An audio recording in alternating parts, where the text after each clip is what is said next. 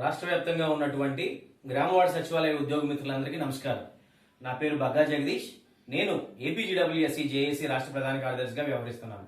ఏదైతే 2 రోజుల క్రితం 16వ తేదీన గౌరవ జిఎస్డబ్ల్యూఎస్ అధికారులతో జరిగినటువంటి చర్చల యొక్క సారాంశాన్ని మీ ముందుంచాలనే ప్రధాన ఉద్దేశంతో ఈ వీడియో చేయడం జరుగుతుంది. దీనితో పాటుగా ఎందుకు 45 రోజుల పాటు ఉద్యమ కార్యాచరణని ఇరు జేఏసీలు మాట్లాడుకొని ఎందుకు ఆపడం జరిగింది, అసలు ఏం జరిగింది అనే విషయాన్ని మీ ముందు ఉంచడం జరుగుతుంది. వాటితో పాటుగా అసలు గ్రామ వార్డు సచివాలయ ఉద్యోగుల నుంచి జేఏసీలకి సహకారం ఎంతవరకు అందుతుంది, ఎంతవరకు అందట్లేదు, అది అందకపోవడం వల్ల గ్రామ వార్డు సచివాలయ ఉద్యోగులు పడుతున్నటువంటి నష్టం ఏంటనేది కూడా ఈరోజు ఈ వీడియో రూపంలో మీకు తెలియజేయడం జరుగుతుంది. ఈ వీడియో సామాజిక మాధ్యమాల్లో పెట్టినప్పుడు దానికి సంబంధించినటువంటి కామెంట్లు కూడా ఎనేబుల్ చేయడం జరుగుతుంది. దాని కింద మీ యొక్క మనోభావాల్ని మెసేజ్ రూపంలో పొందుపరచవచ్చు. క్లుప్తంగా 16వ తేదీ నాడు సమావేశం ఉంది అని చెప్పి ఒక 3 రోజులు ముందు మా చైర్మన్ గారికి గౌరవ అధికారులు తెలియజేయడం జరిగింది. దానికి సంబంధించిన విషయాన్ని కార్యాచరణ ఇచ్చున్నాం కాబట్టి ఆ కార్యాచరణని ఇలాగ సమావేశానికి పిలిచారు కాబట్టి, చర్చలకు పిలిచారు కాబట్టి నిలుపుదల చేస్తున్నామని చెప్పి మెసేజ్ చేస్తూ మనం 26 జిల్లాల్లో ఉన్నటువంటి గ్రామ వార్డు సచివాలయ ఉద్యోగులందరికీ కూడా ఆ సందేశాన్ని పంపడం జరిగింది.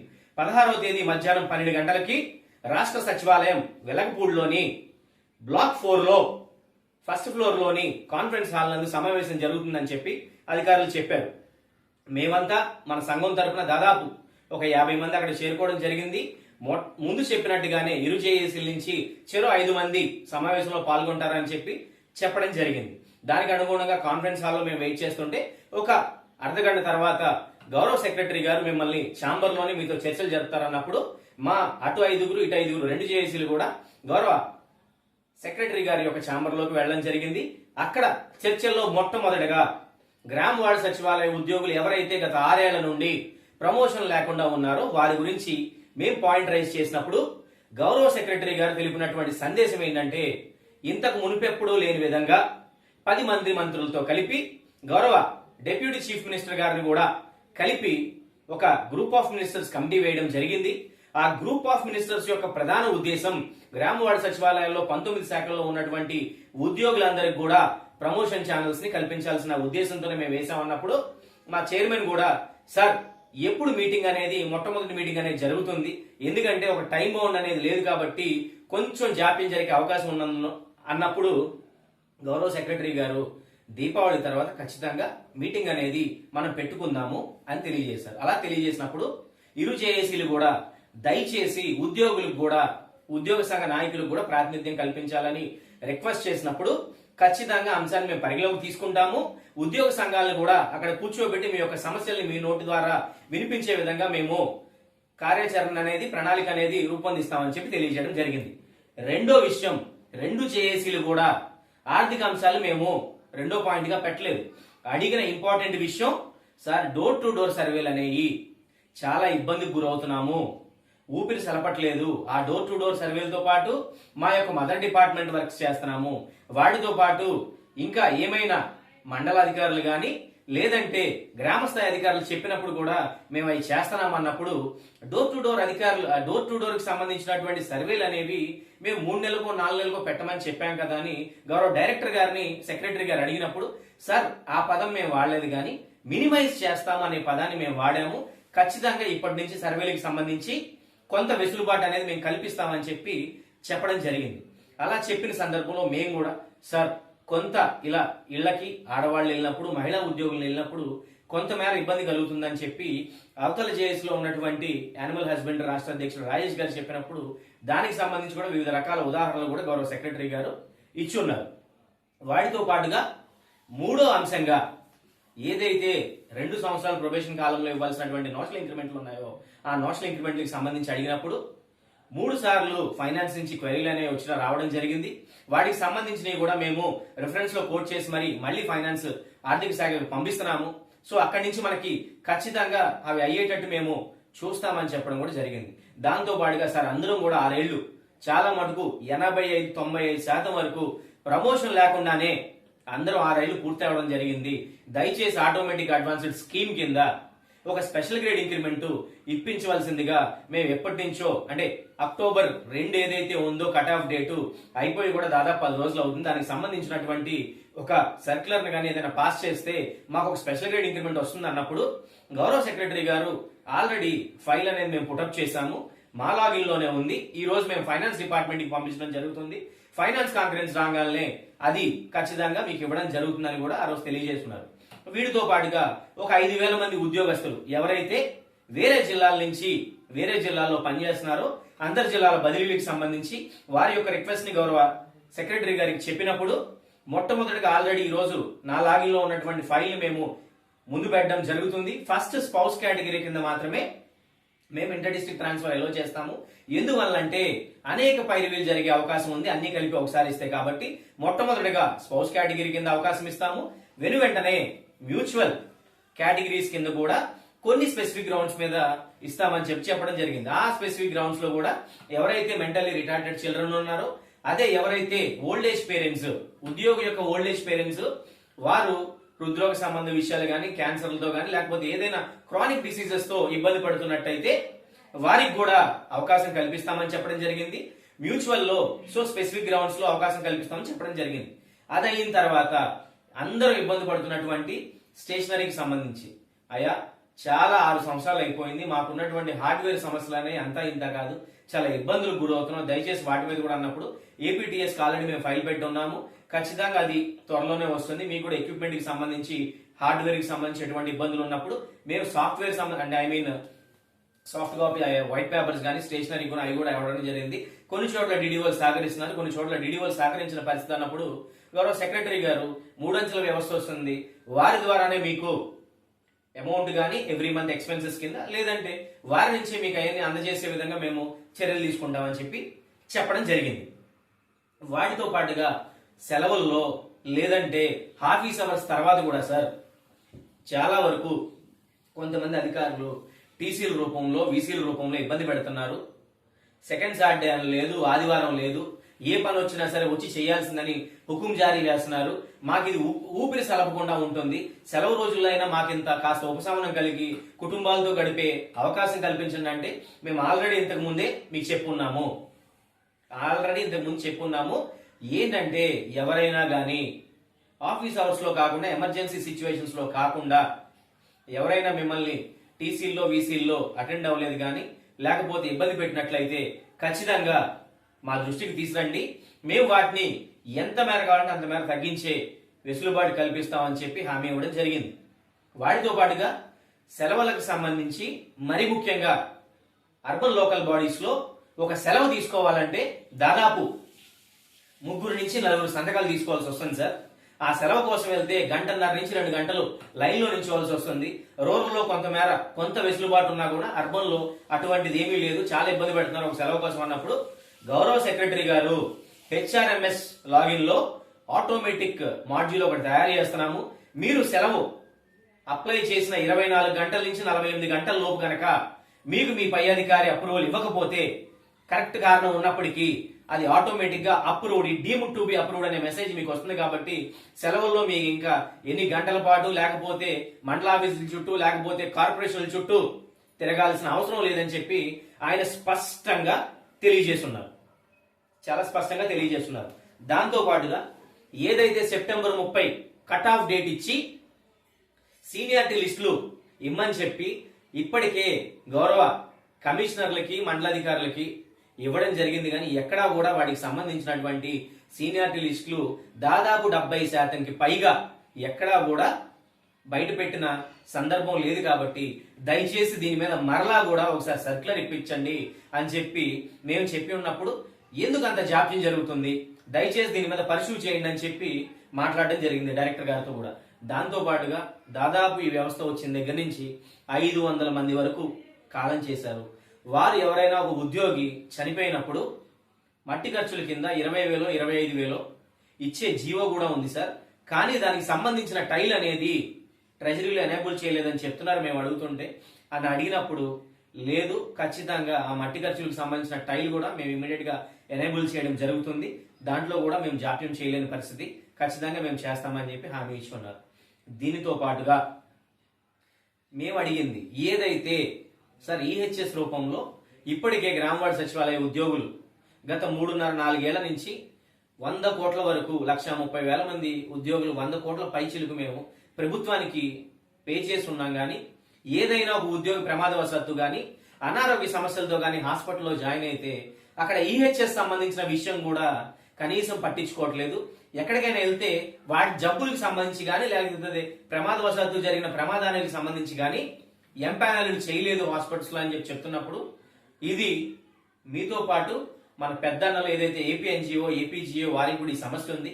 ఖచ్చితంగా ఇది హెల్త్ డిపార్ట్మెంట్ వారితో మాట్లాడడం జరుగుతుంది.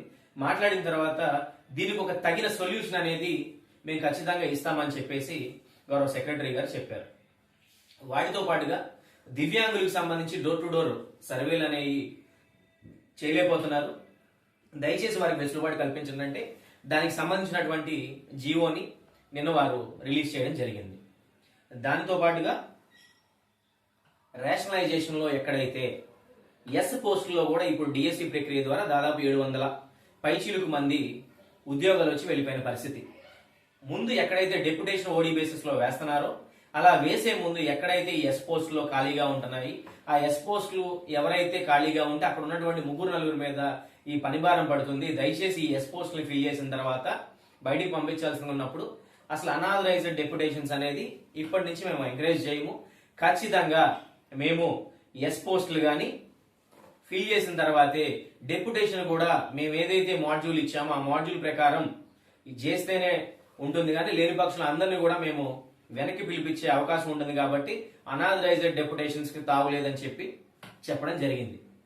ఇవన్నీ చెప్పిన తర్వాత సార్ మీరు ఎన్ని చెప్పినప్పటికీ మేము డోర్ టు డోర్ సర్వేల వల్ల అనేక ఇబ్బందులు గురవుతున్నాము.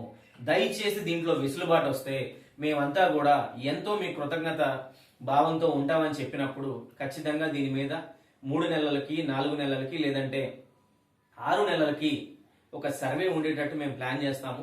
దాంట్లో ఎటువంటి ఇబ్బంది పడమవుద్దని చెప్పి గౌరవ సెక్రటరీ గారు తెలియజేశారు. తెలియజేసిన తర్వాత ఇరు జేఏసీలో బయటకు వచ్చి మళ్ళీ ఒక అరగంట సేపు మాట్లాడిన తర్వాత గౌరవ సెక్రటరీ గారు ఆర్థిక సంబంధ విషయాలు, అంతర్జిల్లాల బదిలీలు, లేకపోతే సెలవుల్లో కానీ లీవ్ అప్లికేషన్లో కానీ సీనియారిటీ లిస్టులో కానీ ఇవన్నీ ఒక విధంగా చెప్పారు. కానీ మనకి మెయిన్ది డోర్ టు డోర్ సర్వేలు అన్నప్పుడు అక్కడ ఉన్నటువంటి మెజారిటీ ఉద్యోగ సంఘాల నాయకులు వచ్చారు.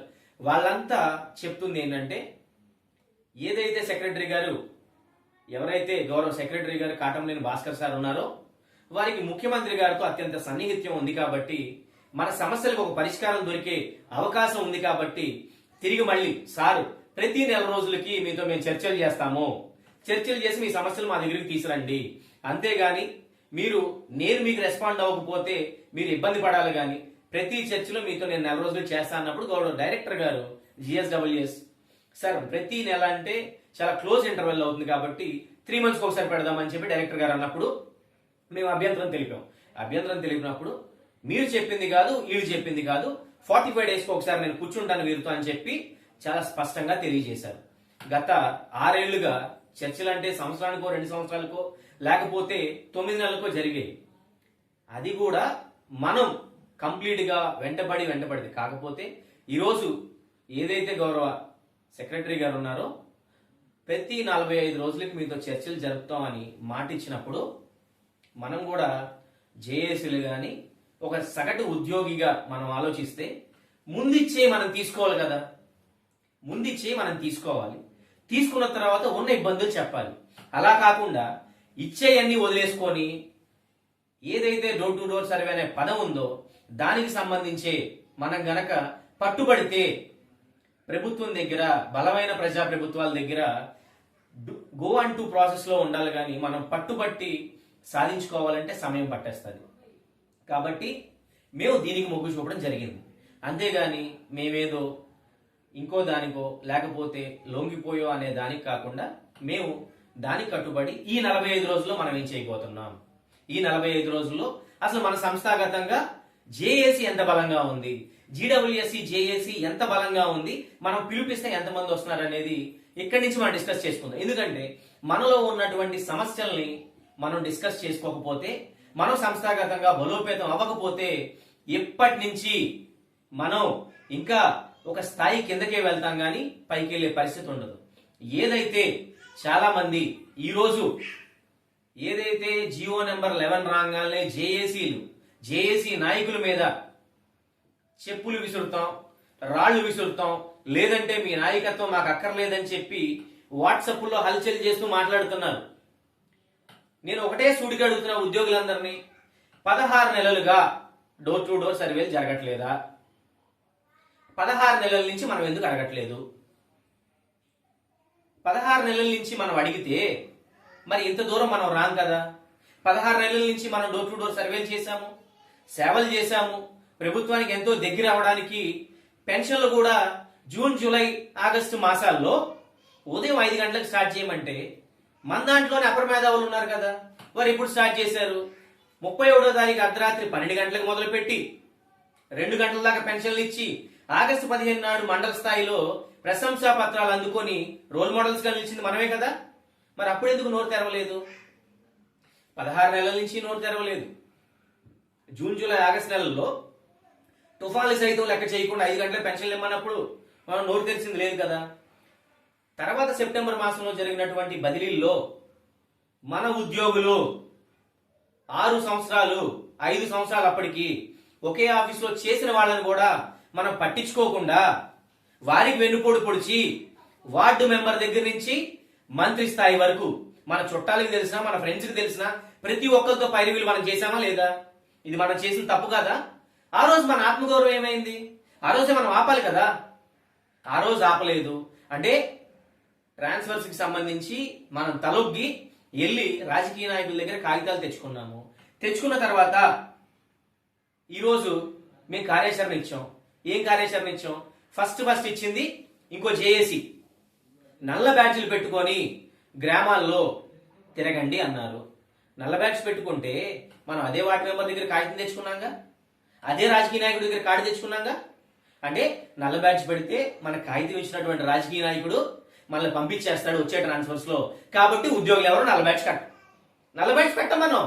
కానీ జేఏసీ నాయకులు మాత్రం మీరు ఏం చేయలేదు, మీరంతా మోసం చేస్తున్నారు, మీరంతా కుమ్మక్కయ్యారని చెప్పి మనం మాట్లాడేస్తాం జేఏసీ నాయకుల్ని.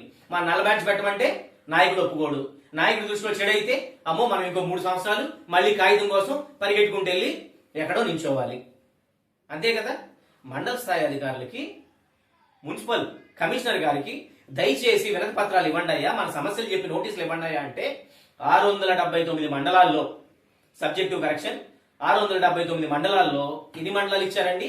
అంటే మండలంలో తీసుకెళ్లి మనం ఒక నోటీస్ ఇస్తే మండలాధికారి గారు మన పేరు నోట్ చేసుకుంటారు. నోట్ చేసుకొని వీడు యాక్టివ్ అవుతున్నాడు, వీడిని మనం తొక్కాలి అనే భావన వచ్చిందని చెప్పి మనం మండలాధికారులకి ఇవ్వం. భయం మనకి.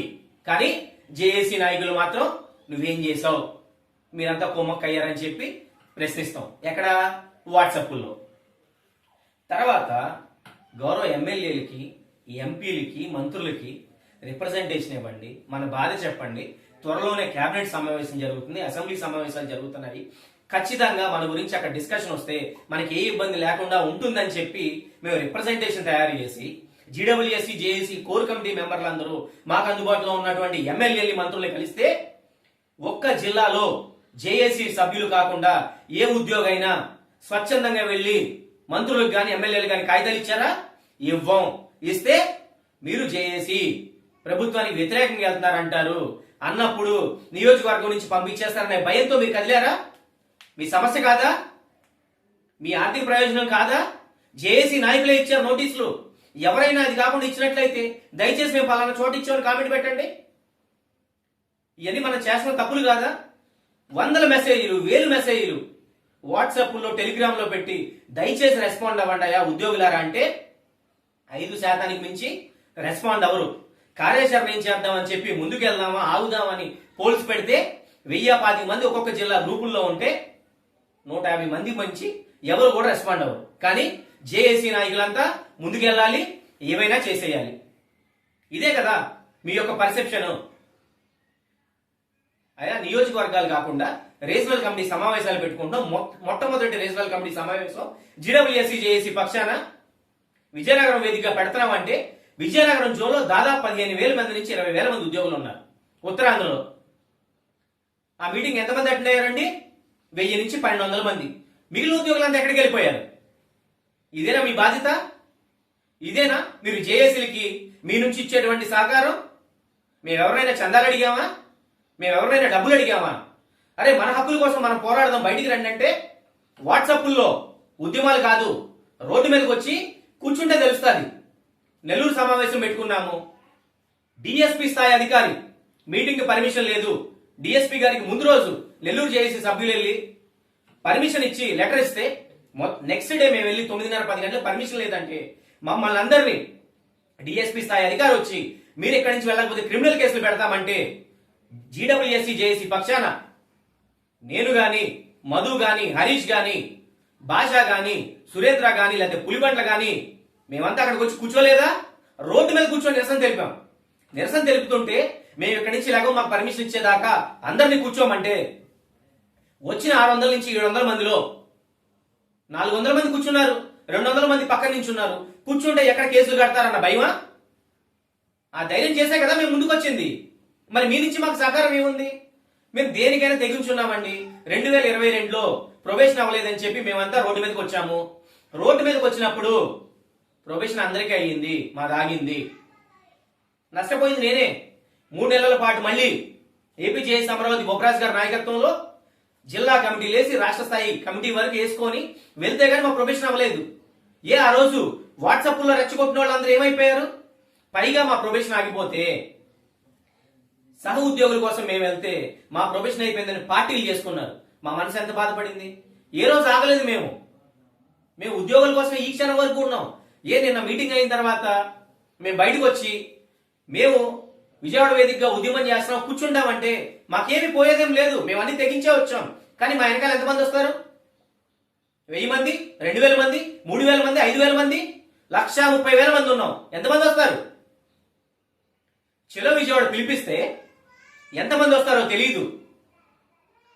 దానికోసం మేము కొన్ని వందల సార్లు జిల్లాలకు ఫోన్ చేసి ఎంతమంది వస్తారు మనం చలో విజయవాడ పిలిపిద్దామంటే ఒక్కరి దగ్గర నుంచి కూడా సరైన ఆన్సర్ లేదు. మేము ఎంతమందిని తీసుకొస్తామని. ఇదేనా మన బాధ్యత? ఇదే మన నైతిక బాధ్యత? ప్రతి ఒక్కరు విమర్శ చేస్తున్నారు మా మీద. ఆత్మ విమర్శ చేసుకోండి. ఏ ఒక్క ఉద్యోగైనా సెలవు కోసం మీ డీడీఓతో గట్టిగా మాట్లాడగలరా? ఏ ఒక్క ఉద్యోగైనా మండలాధికారితో మాకు ఈ సమస్య ఉందని గట్టిగా చెప్పగలరా? మమ్మల్ని నిలదీస్తున్నారు, ప్రశ్నిస్తున్నారు. ఒకసారి ఆత్మ విమర్శ చేసుకోండి. గత 2 నెలల నుంచి సొంత డబ్బులు ఖర్చు పెట్టాం, మానసికంగా కృంగిపోయాం. ప్రతి రోజు ఇంటెలిజెన్స్ వారు, పోలీస్ వారు, అధికారులు, రాజకీయ నాయకులు ఎంత బాధపడ్డామో మా మనస్సాక్షికి తెలుసు. ఏ రోజు మేము బయటికి చెప్పుకోలేదు, చెప్పుకోవాల్సిన అవసరం కూడా లేదు. వాట్సాప్ ఉద్యమాల మనం చేసేది ప్రతి ఒక్కరు టీచర్లని యూనిటీగా ఉంటారు. టీచర్లు తీసుకోండి అంటే 1948 నుంచి సంఘం ఉంది. ఎన్జిఓస్ తీసుకోమంటే 1970వ దశకం నుంచి సంఘం ఉంది. రెవెన్యూ తీసుకోమంటే పదుల సంఖ్య 70 నుంచి సంఘం ఉంది. మన సంఘం అందరం కొత్తగా వచ్చిన వాళ్ళు ముందుకొచ్చి చేస్తుంటే ఒకరంటారు లెక్క తెలుస్తామని వెళ్ళి లెక్క కట్టుకొని వచ్చారా అంటారు. ప్రభుత్వాలు డబ్బులు ఇస్తాయా? ఉద్యోగ సంఘాల నాయకులకి తాట తీసి ఉద్యోగాలు తీస్తాయి. వాడికి తెగించి వచ్చాం మేము. మా కామెంట్లు ఎవరైనా జేఏసీ నాయకులని మళ్ళీ చెప్తే చెప్పులు పెట్టి కొడతారా? కొట్టండి అయ్యా, కొట్టండి, కొట్టించుకుంటాం. సిగ్గుండాలయ్యా ఆ మాట అనడానికి. కొంచెం ఎవరెవరి కోసం కష్టపడుతున్నారు, దీంట్లో మా స్వప్రయోజనం ఏమి లేదు. మేము ఇదే డేరింగ్ మాటలు గత 6 ఏళ్ళ నుంచి మాట్లాడుతున్నాము. మా అధికారుల దగ్గర మాకు లాబింగ్ చేసుకుంటాము, మంచి డెప్యుటేషన్ వేసుకుంటాము. మేము అలా వేసుకోలేదే. జీడబ్ల్యూఎస్సీ జేఏసీ నాయకుల్లో ఎవరికి కూడా డెప్యుటేషన్స్ లేవు. ఎంక్వైరీ చేసుకోండి. అప్పటికి కూడా పెన్షన్లకు సంబంధించి 10 గంటలకు ఇమ్మంటే 130,000 మంది ఉంటే 2,102 మాత్రమే మాట నిలబెట్టుకున్నారు. మాట నిలబెట్టుకున్నందుకు 9వ తారీఖు రాత్రి 8 గంటలకు లిస్టు రిలీజ్ చేసి వీరి మీద యాక్షన్ అన్నారు. 10వ తేదీ మేము లెటర్ ప్రిపేర్ చేసి 2 సార్లు జిఎస్డబ్ల్యూఎస్ ఆఫీస్కి వెళ్తే కేబినెట్ జరుగుతుందని చెప్పి 10వ తేదీన ఎవరు కూడా అందుబాటులో అయితే తపాలాలో ఇచ్చి మళ్ళీ చైర్మన్తో అధికారులతో మాట్లాడిచ్చి దయచేసి యాక్షన్ ఏమీ కూడా ఇనిషియేట్ చేయొద్దు అని చెప్పి తెలపడం జరిగింది. మా సభ్యులు మేము ఎక్కడా వదలలేదు. పైగా అంటారు ఆ లిస్ట్ లో నాయకుల పేర్లు ఎందుకు లేవు?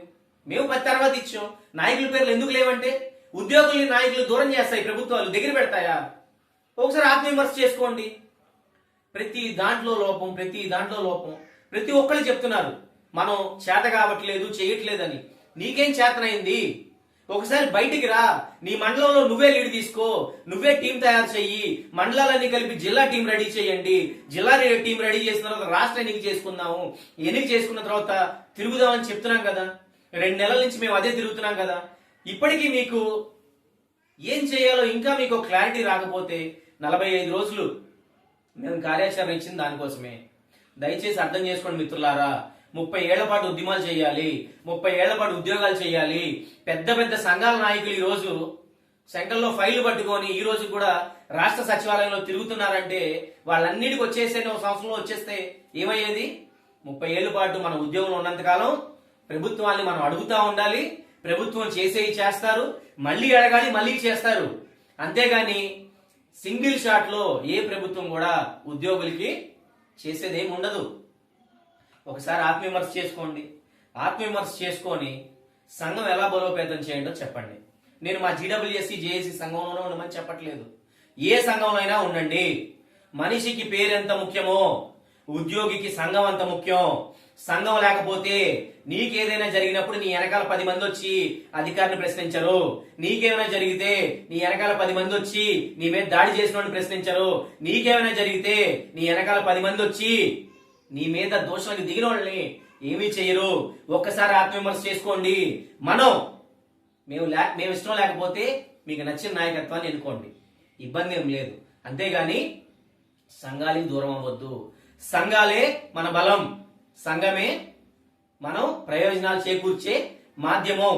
సంఘమే 30 ఏళ్ల పాటు మన ఆర్థికేతర సమస్యలకి తాత్కారం లేకపోతే పరిష్కారం చూపే మాధ్యమం. ఎవరు కూడా సంఘాలను చులకనగా చూడొద్దు.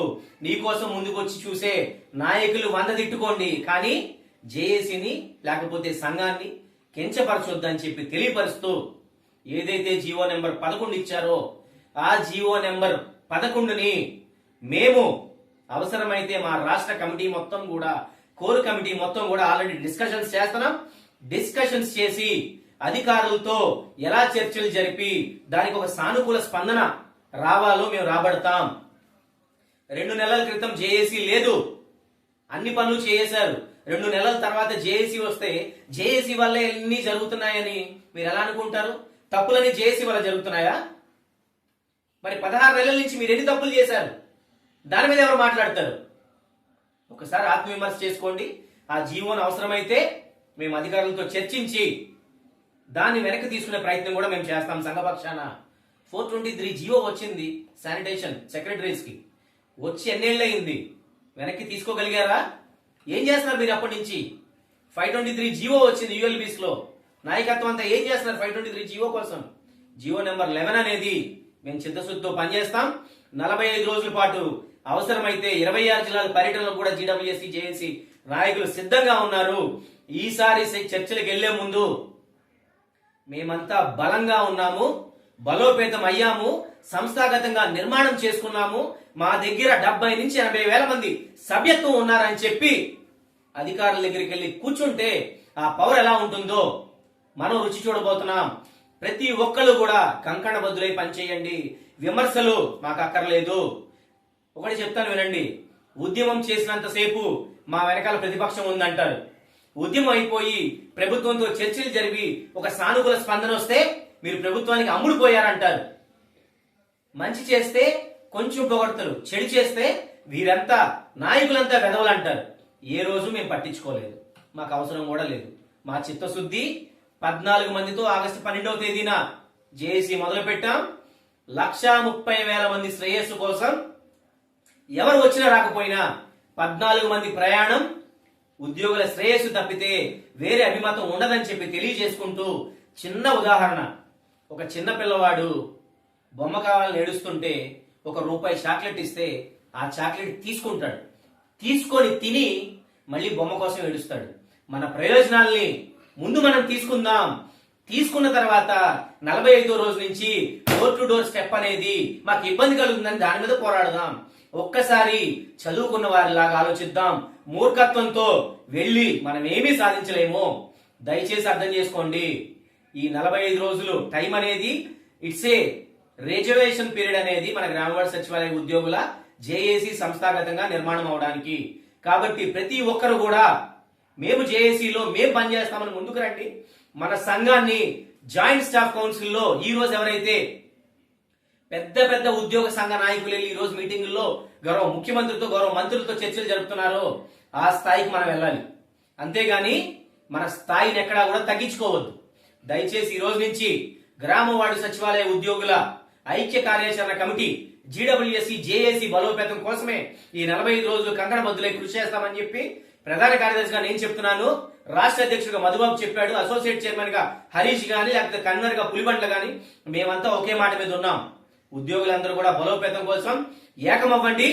మన యొక్క ఐక్యమత్యాన్ని మన యొక్క బలాన్ని ప్రభుత్వానికి చూపించాల్సిన సమయంలో ఖచ్చితంగా చూపిస్తామని చెప్పి తెలియజేసుకుంటూ ధన్యవాదాలు.